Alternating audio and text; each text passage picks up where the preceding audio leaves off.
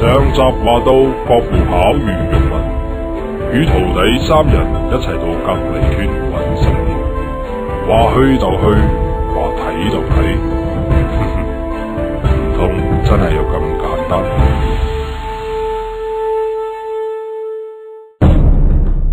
人生有幾個十年，依家唔開館，等幾時啊？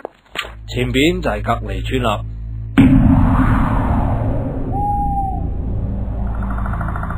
就係呢度啦。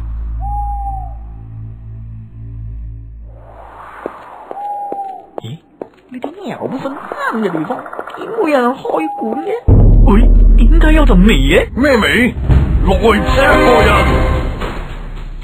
唔通佢就係傳說中嘅全國鬼佬煎餅擂台賽嘅冠軍？睇嚟你哋唔係一般人。在下玉文未請教。咩玉文啊？葉問我就聽過啦。我哋係肉乾，梗係叫玉文啦。呢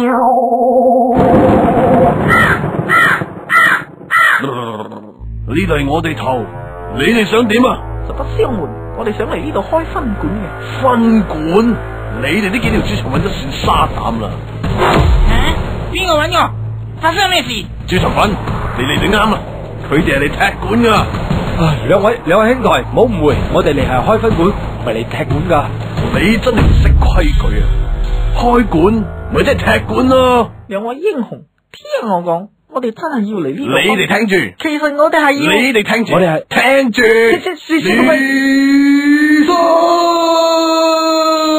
啦，嘈死人啦 ！Let me see，我咪真係開館咯。和諧，衝突冇晒。哈，師傅，等我嚟啦！好睇小我啊！我係劍斬刀切，雷劈嗰招都會用火動身，打不死的火鳳凰。咁熟嘅，唔通你係太切招啦！講能個法式，八陣八卦掌。哎呀，弊啦！呢次真係變肉乾啊！哼，徒弟，等我嚟啦！玉之出拳，豬腸粉，你冇事啊嘛？煎餅，必殺技，吓，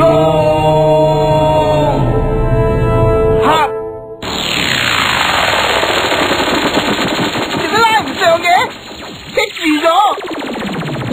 點解變咗條蕉嘅？又係你？玉文仲等咩啊？玉之出拳，物質過去，切天，玉山。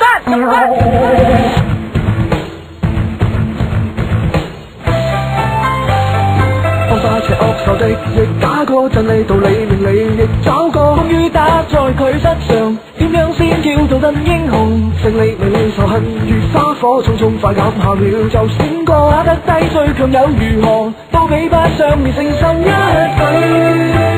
新年快樂！恭喜發財啊！新年快樂！有福有永香肉乾，恭祝各界新年快樂，身體健康，龍馬精神，恭喜發財。